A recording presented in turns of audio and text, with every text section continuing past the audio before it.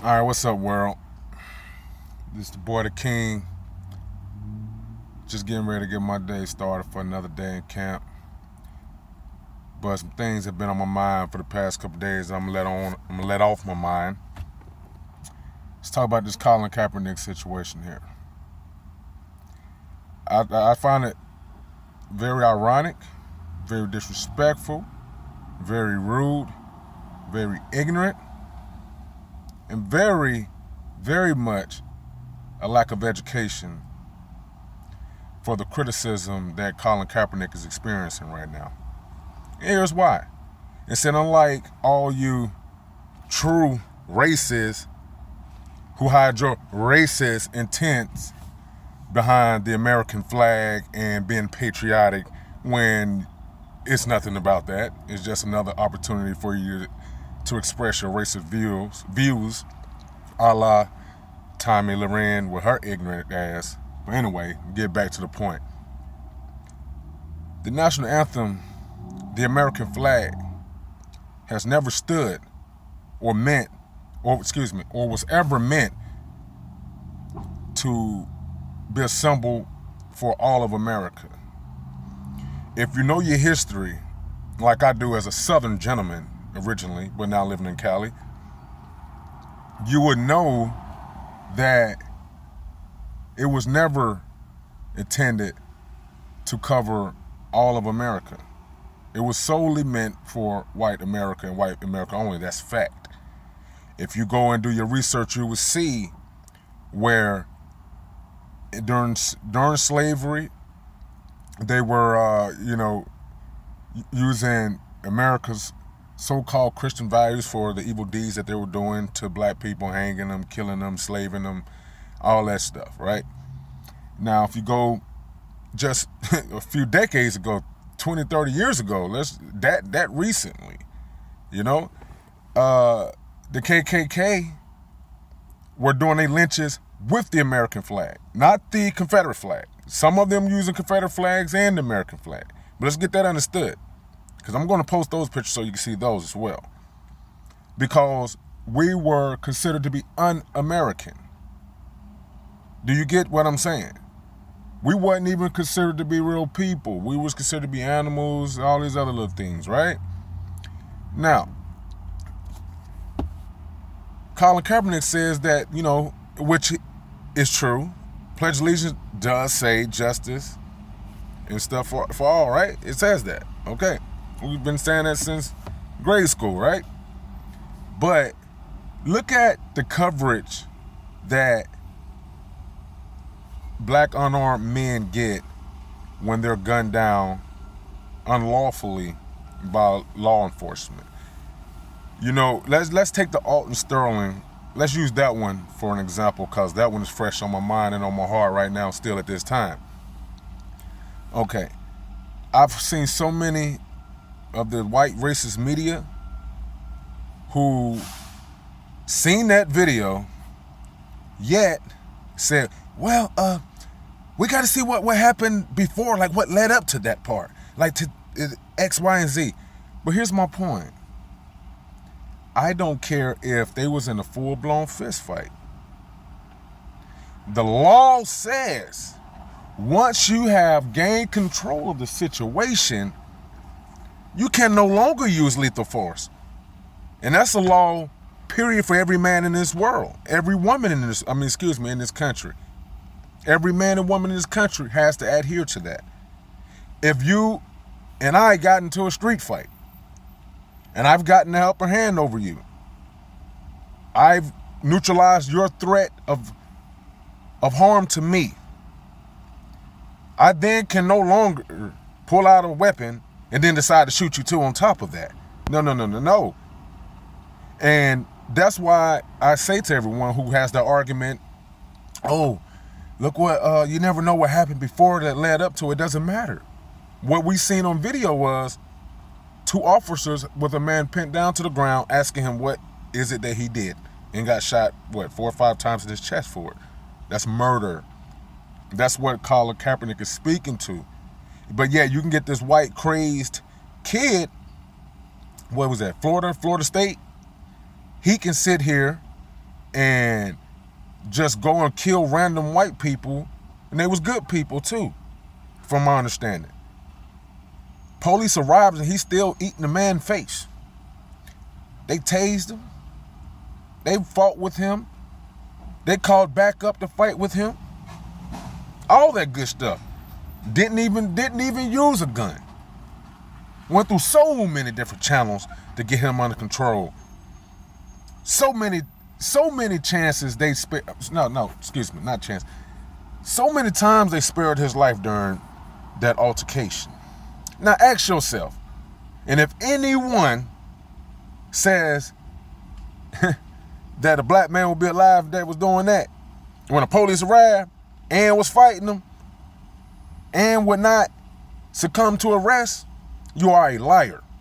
Not only are you a liar, you are a racist, and that's fact because you are not willing to admit what everyone already knows.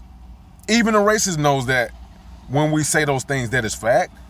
They know, they acknowledge it amongst themselves. The problem is they don't care. Okay? In this country, white has always been right. Let's be real about that. It's always been that way. And then, you get people like Tommy Loren. This dumbass chick. I mean, she's so dumb. I don't even understand why anybody listens to her. She has no credibility whatsoever. She's a racist herself. And I'm going to tell you why she's a racist herself. Because she says the same thing that I hear a lot of racist people say. When she said, oh, well, you should give that money back and your checks back to that white owner. You should give the white fans who buy your jerseys their money back. You should this and this and this and that. Well, you should leave. Now, here's the thing. I've noticed this in life, right? When a white person does well in life, whether he's a doctor, lawyer, or he or she is a doctor, lawyer, professional athlete, whatever it is his or her profession is, when they're successful, it's called they did hard work to get there. They put the work in, they made the necessary sacrifices, and they earned, keyword, earned their living, their financial means and security. They earned it. See, but when it's coming from a black man's perspective, it's almost coming from the perspective that we should be grateful that the white people are allowing us to make this money, allowing us to have this type of living that we have. That's fact. That's how it is taught to us. Because listen to what she said. Why don't you give that money, your checks back to the white owner? Why don't you give your checks back to let the white fans get their money back for buying your jerseys and merchandise? See, that's coming from, and he never said white because, see, here's the problem.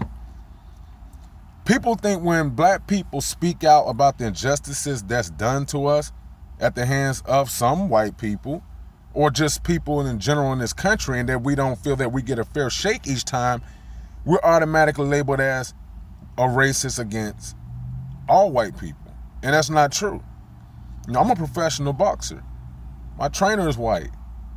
You know what I mean? So, what are you talking about? It makes no sense. But I'm sure a lot of people are going to start calling me racist after this video. And that's just the way that is. And the reason being is because it's to deflect from the truth. Just like they're deflecting from the truth with this Colin Kaepernick situation. That flag says liberty and justice for all, and part of that pledge of allegiance to this country. As a black man, I don't remember the last time I've done that. As I became more conscious and more socially responsible about the past history of this country, as well as the things that are still going on today. I don't remember the last time I did the Pledge of Allegiance because I understood for years now that pledge is not meant for me. Because if it was meant for me, then the same punishments that are given to us as black people when we do commit crimes, and we would be the same for the white people when they commit crime. I give you some real life example, fact that can't be argued. You know? So, example one. I remember it was, about 15 years ago, right? I had a friend of mine, both of them was my friend. It was a white guy and a black guy, right? We was like 14, 15 years old, something like that. So, white kid steals a car, right? Picks my black friend up in the car. Both of them wrong because guess what? The black guy, the black kid, he knew the car was stolen. He knew it wasn't his friend's car. But you know what happened? The white kid charges got reduced in court. Listen, it got reduced in court to joyride, misdemeanor. Now, he's the one who actually stole the vehicle, admitted that he stole the vehicle. He gets his reduced to joyriding. The black guy, the black kid, shall I say, he gets his charge reduced from grand theft auto, which is also a felony, of course, to possession of stolen motor vehicle, which is still a felony, just a lesser felony. So how is it that the white kid who stole the car gets a misdemeanor, and the black kid who was along for the ride, he gets the felony? Do you understand that? Now, people, I want y'all are saying, like a lot of people, I'm tired of hearing people saying like, oh, how much this country has done for the black community and trying to repair the history and all this X, Y, and Z. You haven't. And I'm going to tell you, here's why. What I'm going to say is fact. I'm not a person like these ignorant white racist media people, the media groups that are racist. I'm not like them where I'm going to opinionate everything that I say. Like Tommy Loren, everything she said, opinionated. Bill O'Reilly, opinionated. Donald Trump, opinionated. Hannity, opinionated. None of these people ever speak from the stance of fact. And then they prove that they're fools because only a fool will argue with the fact. Because a fact cannot be disputed. And if you want to argue with a fact, then you're showing me that you're ignorant. And you're showing me that you're a fool. Therefore, it's pointless to even have a conversation with you. It just is. And see, here's some facts for you. Some fun facts. The African American community has been under attack by law enforcement, by judges, by prosecutors, dating all the way back to the 40s. That's fact. You understand? That's fact. Look it up. The CIA and the FBI themselves publish documents and release documents showing and stating where the black community was being purposefully targeted by law enforcement. Purposely. That drugs was being brought to the African American community by the government and dumped there. Guns were being dumped there. Do you understand that? The government has done this for years. This has been documented. See, but people don't want to listen to that. They don't want to do their homework and their research. They rather just go off for their ignorant opinions, not facts, opinions. So to those people who say, hey, well, that's nonsense or whatever. Is it that you're telling me that the CIA and the FBI is lying? Is that your position, that they're lying? You know, last time I checked, most of them was most of the big dogs in the FBI and the CIA are of white descent. You understand? and this was published. You understand? All right. So it's been a systemic oppression upon the black man and woman for generations, and generations. And the only true way to solve this issue that we deal with here in this country is for us to acknowledge our faults in the past, black and white. Because I'm not here trying to act like the black people, we're so innocent on everything. No, because we have people that do bad things. We have bad people. But guess what? All races have bad people. You have good white people, you have bad white people. You have good black people, you have bad black people. Same thing with the Latinos, same thing with the Asian community, same thing with all races. All right? You know, so let's not sit here and just try to pretend like, you know, as if black people were just so bad, because we contributed a lot to this country that is not taught, and that's a problem as well. If our education system was proper, thorough, accurate, and exact, that would go a long way in helping to solve racism, for the simple fact of this here. This is why. If white and blacks understood and knew the important, significant contributions that we all have made to this country, we would have a healthier respect for one another. You understand? And we would have more respect for ourselves. See, but when you go to school, and see, I got hip to this while I was in school, and I started researching and educating my mind myself, because I started to think and ask myself these questions. Well, damn, what the hell did black people do besides make some peanut butter? So I started wanting to do things on my own and find out things on my own. Then I found out that Abraham Lincoln he met with several black people to discuss legislature and laws and how to do all these great things. I mean, that we talk about today. That black people helped the early infrastructure of laws and legislature. But we never was taught that in school. Nobody ever told us that in school in history class. Nobody. Why do I have to go to a library and read books and find this out for myself, when my teachers in the school system should have been teaching this to us? Why do I have to find out by reading books by white scholars? Let me make that clear, by white scholars, so you guys can stop with all this, black people made that up stuff. White scholars, and this is fact. And guess what? I've talked to a lot of my white friends that I know, and they knew it. And they knew it too. But guess what? Guess how they knew it? They knew it the same way I knew it, from doing their own research, educating themselves, empowering themselves and their minds. That's how they knew. Not because the school taught them. You understand? But check this out. They tell us Barack Obama's the first black president. They tell us George Washington's the first president. Both of those are lies. You understand that? Go do your research. There were several black presidents of this country before George Washington was ever even a president. See, but this is how they word it to you. And see, they don't tell you this in school. They just tell you George Washington was the first president. So, but they don't explain this, that before the country had became completely formed and then it was called the United States of America, there were, I believe it was 11 presidents before George Washington, which several were black. Yes, several of them were black before George Washington ever became president. See, George Washington is considered the first president because he's the first president under the new nation, the United States of America. So they only credit him as being the first president, but he's not. He's really like the 12th, 13th president. That's fact. You can look that up. That's fact.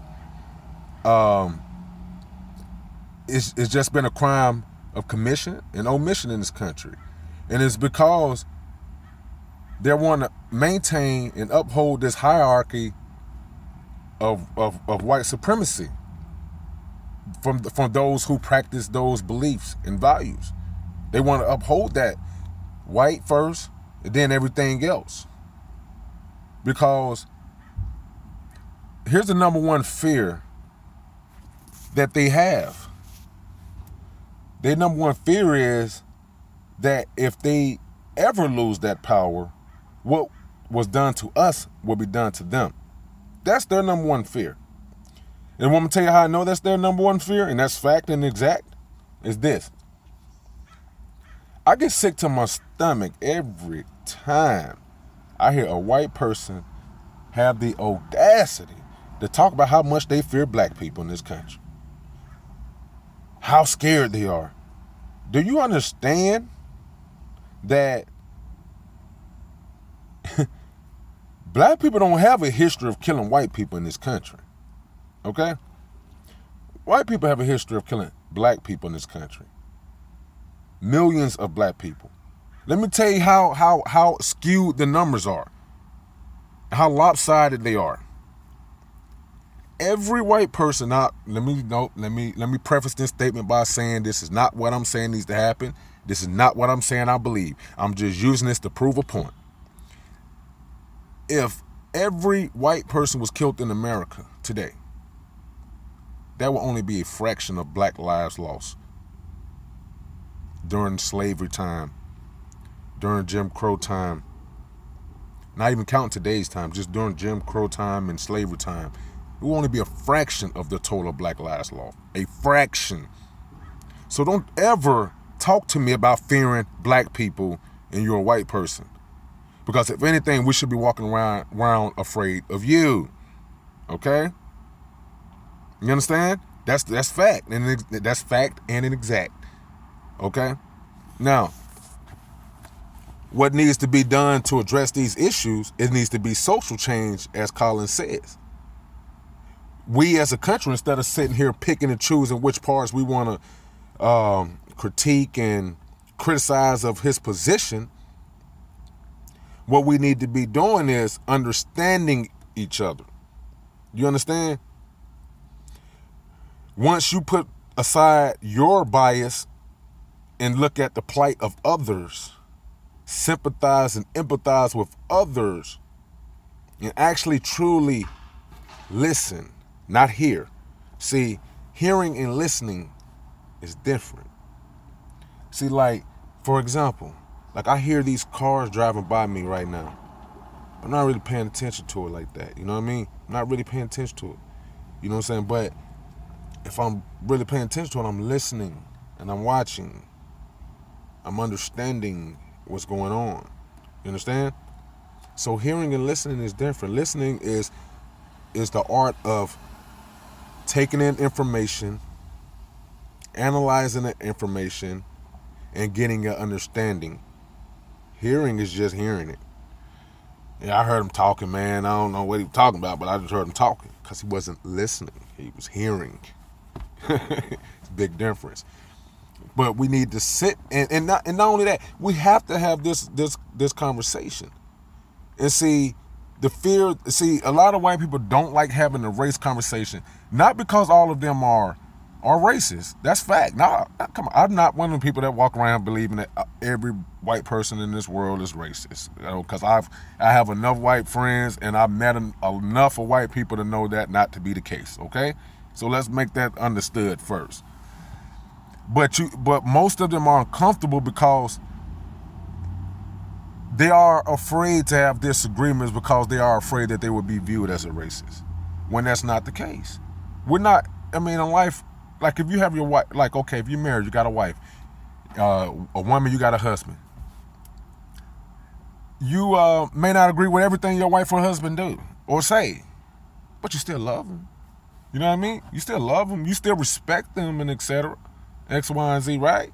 So it's the same thing. Like we can have this open dialogue with each other and hear each other's points of views and each other's plights and etc.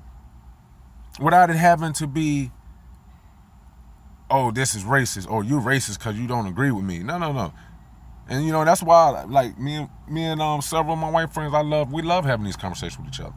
We love having these conversations with each other because we get to understand more about each other and the way that we see things, and that we actually see the world through different eyes. You understand? For example, I remember it's about 4 years ago. Me and my homeboy, who happens to be white, we was leaving my dad's neighborhood, right? My dad, he lives, it's not like super hood, but it's a bad area of town, right? We was leaving, and I remember we having this conversation because he lives in Ballantyne. If anybody's from Charlotte, they know where Ballantyne is at. All right, that's rich people, you know what I mean? Doctors, lawyers, football players, basketball players, so on and so on, right? And I was telling him, you know, because he was like, hey man, why you don't never like coming out here and chill at my house? Like, well, I always got to come to your house or X, Y, and Z. I told him, I said, look, man, because that zip code, in a lot of law enforcement eyes, it's not my zip code and I'm out of place and I get harassed. I done been followed while I was out there going to his house and other people that I know at house out there. You know what I mean? Because I'm automatically assumed to be a criminal because it's like, why are you in this zip code? I know you can't afford to be here without even knowing my circumstances or my finances. Do you understand? So, and I actually live near there, like right outside of that area, in a nice townhome community. But anyway, back to my point. And so I was explaining it to him, and I was telling him the things, that I've dealt with the police. And during this time, that's why I had my Mercedes at that time when I was there in Charlotte before I moved to California. So I had my Mercedes, and had rims on it, tinted windows, nice, nice car or whatever, right? And I was telling him like that my car makes me a target by some law enforcement. Not all. Just get that understood, because just like I said about the races, there's good cops and there's bad cops. But the bad cops, I'm a target. And he was like, man, because he hadn't experienced those type of things, because he was in an environment where those type of things don't really happen, because he's in a wealthy, affluent area, right? So this stuff to him sounds like stuff from a movie. And so he happened to be riding with me one day, because we was at my dad's house. And we was shooting the little hoops or whatever anyway. And so we went to go to the store. And so he just rolled with me. We got to the stop sign to leave the neighborhood. I could see the police officer on the opposite side of the street at the other stop sign, right? I'm looking right at him. And so I made sure I completely stopped at that stop sign. Then I made my turn with my signal on. What happens? I get blue lighted. And the officer asked for the license, registration, X, Y, Z, and asked him, why was I pulled over? And then he told me for a rolling stop because I didn't stop completely at the stop sign. I said, that's not true, officer, because I was looking right at you. It was you were directly in front of me. I would not run a stop sign right in front of you. I'm not stupid, you know what I mean? Like, I completely stopped. That's fact. I completely stopped. And I told the officer, I said, I'm going to accept the ticket, and when we go to court, I'm going to ask for that dash cam, because I know it got me, because we was right in front of each other, and it's going to see that I completely stopped. So the officer, he plays it off and said, I'm going to give you a warning, and he lets me go, right? Then immediately, like my white friend was sitting beside me, he had his mouth wide open, and he was like, oh my God, I can't believe what just happened. I said, this happens all the time. This happens all the time, Made up violations to pull us over to interact with us happens all the time. Because see, when he seen this Mercedes coming in this area, and it's a black man happened to be in this Mercedes, automatically I'm a drug dealer. And I'm working at Bank of America at this time. You understand? I'm working at Bank of America at this time. But now I'm not viewed as an upstanding citizen. You understand? I'm viewed as a criminal first. Then, upon further investigation, I may then get some respect that a law-abiding citizen gets. You understand? For example, another example. I went through a license check back home. And I was asked by the police officer what it is that I do for a living to drive the car that I drive. Now, white people, let's be real. They don't ask you that. You've never been asked that. Never. But I have. I've had to show my Bank of America badge, my Wells Fargo badge, to show them that, hey, I'm not what you think I am. You understand? But y'all don't have to do that. And that's the problem right now in this world, is that people are being insensitive to the plights that a black man goes through in this world. And then they only want to highlight the success stories. See, not everybody's going to be a superstar football player, boxer, basketball player, baseball player, you name it. Not everyone, black or white, etc., is going to have the mental capacity and or smarts to be a doctor, lawyer, and etc. You understand? But too often in this country, black people are viewed as nothing by a lot of people.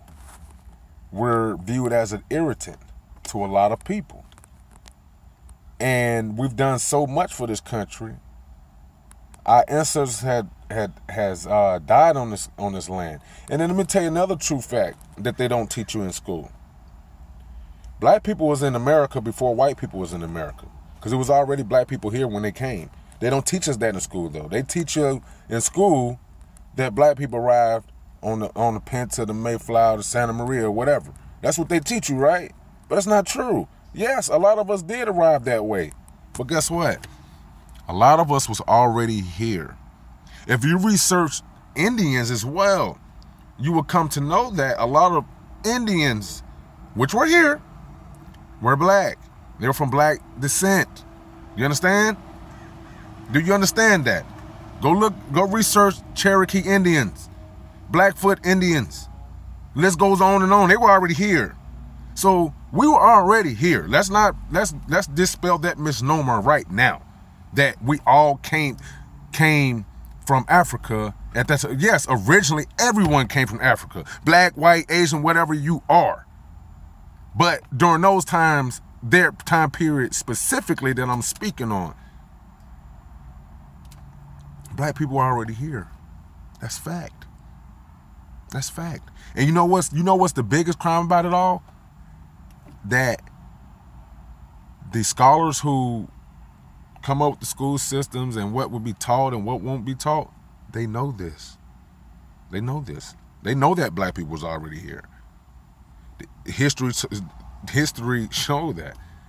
They don't talk about slavery, letting you know that there were millions of free black people in this country during slavery. They don't teach you that. They teach you every man and woman of color were a slave, with the exception of maybe a few. But they don't even teach you that in school. A lot of people learn that watching movies on history. But they still only tell part of the truth. They try to make it seem like, oh, just a couple hundred.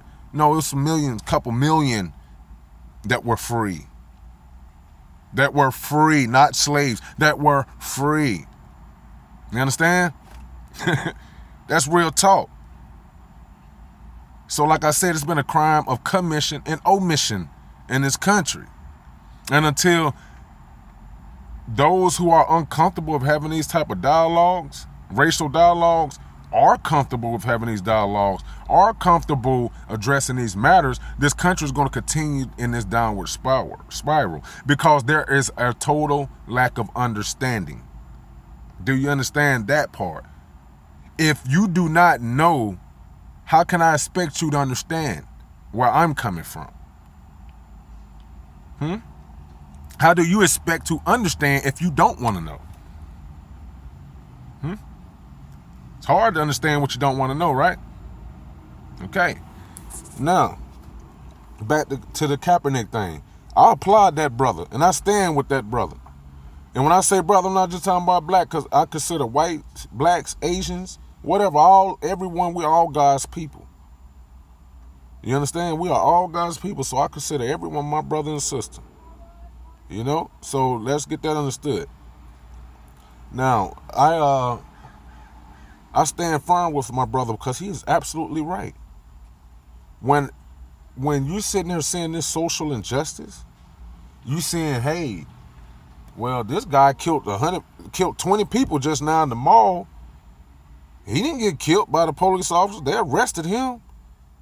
This other white guy, kid goes and shoots up a school full of innocent people. Kids, mothers, fathers, grandparents, teachers, educators, for no damn good reason, just because he just felt like doing it that morning when he woke up. He just felt like doing it. You know?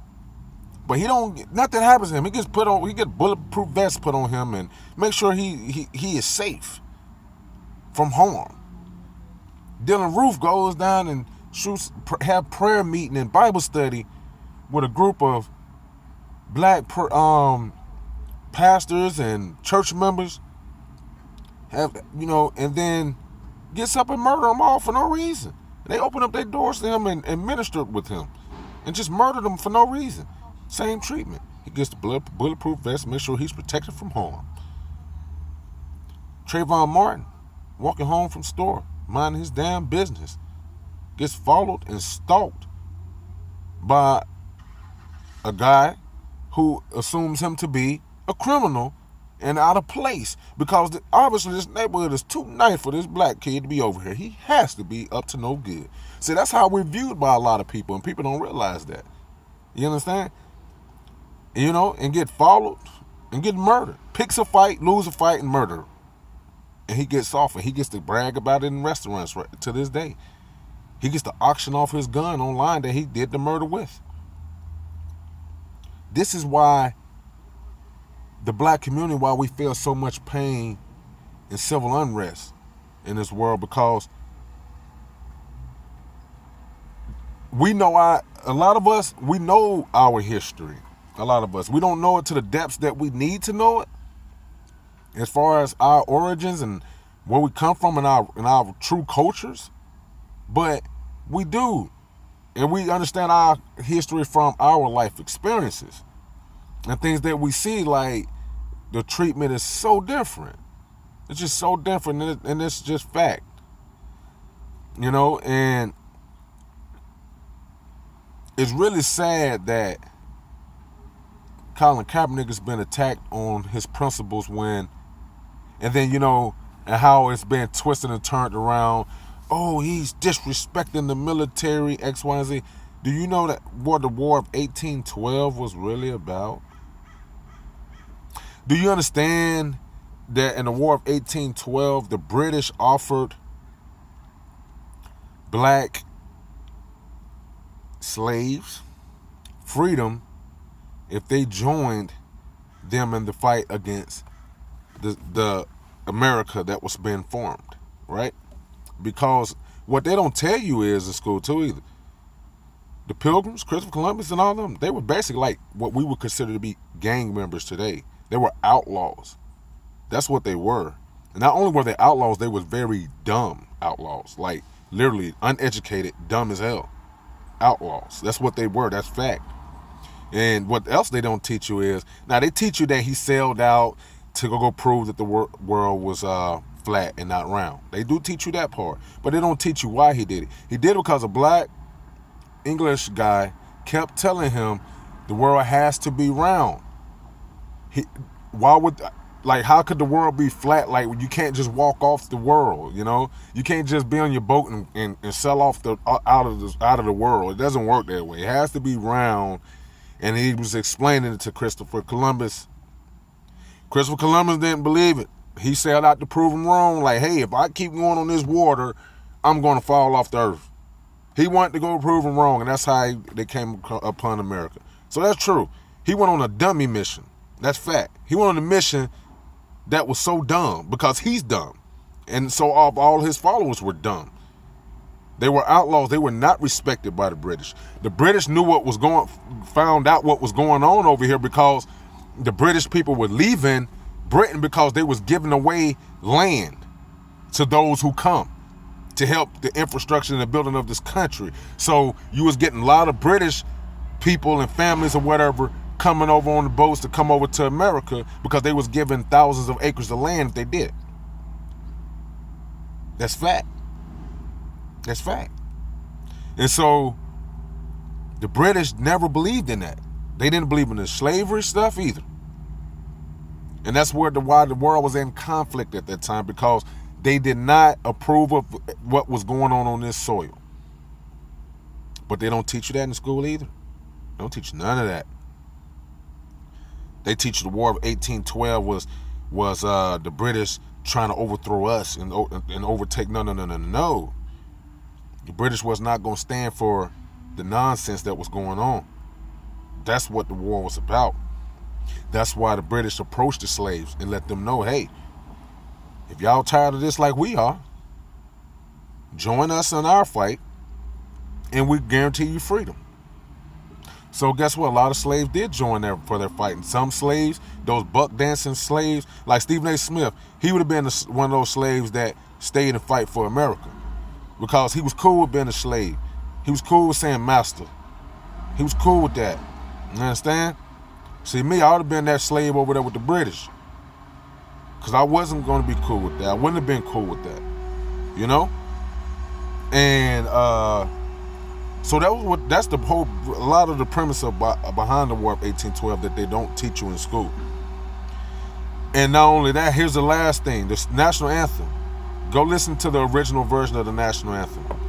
You're going to find it to be very racist. That's why it took so many times. People don't realize how many times that they try to get that national anthem passed to become the national anthem before it actually passed. A long time. You know why? Because the powers that be in the country understood what those other verses were discussing when it was talking about treason, traitors, the unchained. What they were talking about, metaphorically, were the disdain, the how dare you, the hatred that they had for those slaves that fought with the British. They considered them traitors. How am I a traitor for fighting with the people that is against my oppressor? How am I a traitor for fighting with the people who want to defend my human rights, who don't feel like what has been done to me is right? How is that me being a traitor? If anything, you're the traitor. You understand? So people, and this is the problem too with white supremacy in this country. They try to take they try to take bad things that's happened and make it good. See, for example, like this with the Star Springer Banner. Check this out, I'm gonna give you a couple of them. Just because you remove the racist remaining verses from the song, you can't just pick and say, okay, well, the first verse, which is the one that's always sung at basketball games or whatever, at football games, whomever. You can't just say, okay, well, the first verse ain't racist, so we're going to use that one, and we're going to make a national anthem, so it's a good song. No, because, see, those other verses still exist. You can pull those videos up on YouTube with those verses. You understand? And listen to the whole original 6-minute song. Don't you know we don't sing 6-minute anthem anywhere, do it? It's like a minute and a half or something like that. You understand? It's crazy. But it's fact, right, and exact. You can't take a bad thing and just try to turn it into something good. Just like you did with Thanksgiving. Took the world's largest massacre, and people forget, that feast that they had in honor of the Indians for everything that they had done to show them that how to hunt adequately, how to man the fields. See, the Pilgrims, they were just that dumb. They didn't know how to do nothing. Like, they didn't know how to grow food. They didn't know how to hunt. They didn't know how to do none of that shit. That's fact and exact. And the Indians befriended them and taught them all those things. That's why they had that feast, saying that they show their gratitude. At least that's what they said, but under the cover of evil. It's what it really was. You understand? Because what did they do? Got them home, got them full, got them drunk, and then commenced murder. But today we celebrate Thanksgiving. What are you giving thanks to? Are we giving thanks to Christopher Columbus and his outlaws for coming over here killing millions of innocent people? That's why I don't celebrate Thanksgiving. Because you can't make an evil deed a good deed.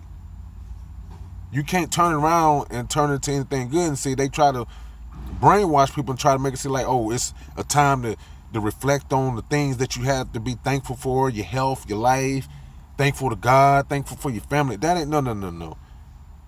I can never sit there and turn that into something good. That's why I don't celebrate it at all. Further proof as well of the hierarchy of in this country trying to uphold and make sure they keep that standard of white supremacy. And see, you know what's funny? As a black man, people hear me say that, they feel like I'm racist, right? But guess what? A lot of white people say the same thing, and I'm talking about white famous people. white educators say the same thing, that the system is set up to uphold the hierarchy of white supremacy in this country. That's why they don't teach real history in school. You know what I'm saying? So anyway, long story short, man, the injustices in this country will continue until it's acknowledged. And, you know, things are only going to get worse. People are only going to act out more, because what do you tell the oppressed when they're continuing to be oppressed and it has all been excused? How do you do that? You know, like, I'm gonna tell you something. Like, my dad called me. This happened about a month ago, and me and my mom, we had a long conversation about it. He called me. This happened about a month ago, like I said, and it was well, it might have been a little bit long, because it was right after the Minnesota shooting with the guy who had the permit to carry a gun and told the officer he had his gun and got shot or whatever. He called me. He said, I was just calling to see how you doing. Just, you know, been thinking about you, worried about you, because you're all the way out there in California, you know, no family, no around or whatever and stuff like that.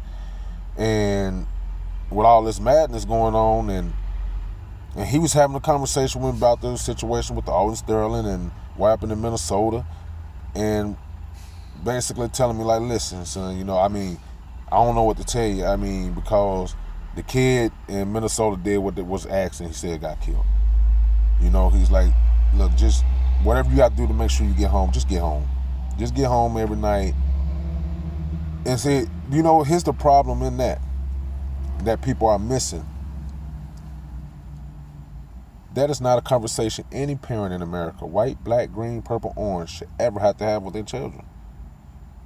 You know, because, like, I could tell you proof in exact. Like, I remember going to house parties when I was a teenager with my white friends or whatever, and, you know, doing stuff like that. I mean, it was a mix of friends, but